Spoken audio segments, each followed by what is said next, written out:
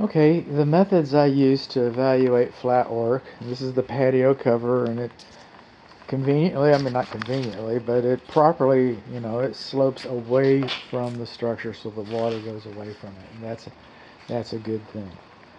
Okay, I'm looking over here and I'm seeing this scoring. This is an indication. This is an indication that this house has experienced some foundation repair. And I can kind of see a hump in the yard over there and humping over there. So that's what this scoring is on the patio. Is that this house is, you can bet on it. You can bet that it's experiencing foundation repair. Now on flat work, I use some guidelines to determine if it's performing, because concrete does two things. It gets hard and it cracks.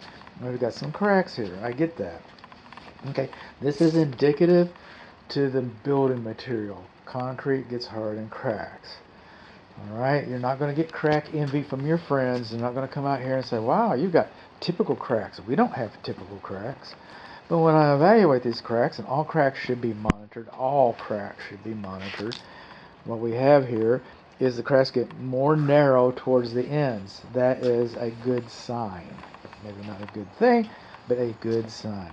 The cracks are not wider than a 32nd of an inch. That is a good sign. And the cracks are in plane. Alright, I'm not stumping my toe. I was not catching things on. Okay, those are all good signs. There's not enough movement here for, for me to cause unnecessary concern. So there we have it. So this is the patio, and this is the patio post. The patio posts are supposed to have stands on them so that they do not wick water, okay, capillary action, they do not wick water up off of the patio surface. These patio posts do not have stands underneath them. Now they're cedar posts, and cedar post has a characteristic, just kind of like the concrete. What's indicative of the material is these cracks right here. That's called checking, is the term for that. I can stick my whole knife, and that's not a very big knife, by the way. All right, I can stick my whole knife in there. At that point, then I kind of like call your attention to it. But it's just calling your attention to it. What I'm told about checking is that it doesn't affect, the load path and the strength of the post. It has no effect on the post, on the strength. Okay, what checking comes about to is it's a cosmetic issue. I had a client who had a problem with checking on a new construction house, and the builder addressed it by filling them in, and I didn't have anything to say about it. I couldn't say he did it right, didn't do it wrong. I couldn't, there's nothing I could say. But when I went to the lumber yard to ask them about this, made a special field trip on my lifelong journey of education. I was educated about checking, that it doesn't affect the strength, and that at some point somebody decides whether this board stays at the lumber yard or they load it onto the truck. And so a decision was made. And so that's all there is about checking. But you're going to see some checking, and you might have a question in the back of your mind. And my dear client's not here today, so I thought I'd talk about it a little bit. Okay, now I come down here, and I come all the way down to this post. And I turn around and look at this post, and he's not very level. Okay? And he's probably tilting in the right direction, because I'm going to continue here a little bit. He's not very level. Alright, that wasn't... He would be stronger if he was straight, but two things. One, no further than 8 feet. And some people argue 10. Okay. You shouldn't have two posts that are 16 feet apart. Now, you can if it was engineered. These are nice 4x4s. If an engineer decided, if there was plans engineered, if it's drawn up correctly, that might be perfectly acceptable. I don't know. I do know that without that kind of documentation, without that kind of confirmation, without that kind of reassurance, I've got a span here that's not supported. It goes, 16 feet, 17 feet? Goes across here. You can even see it kind of bowing here in a little bit, because we got two hip ridges that are coming down.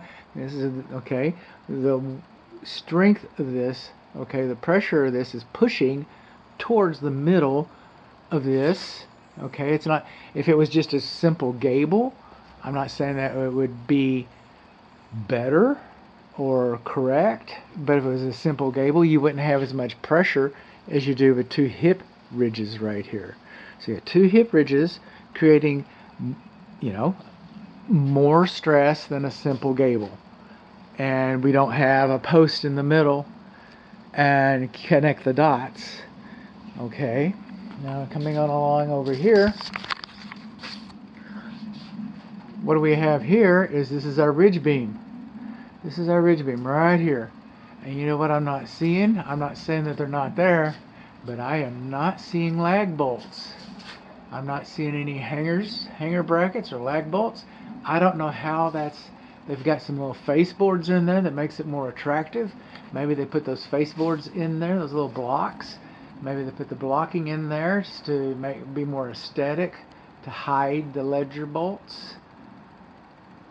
Maybe they did. Maybe they didn't.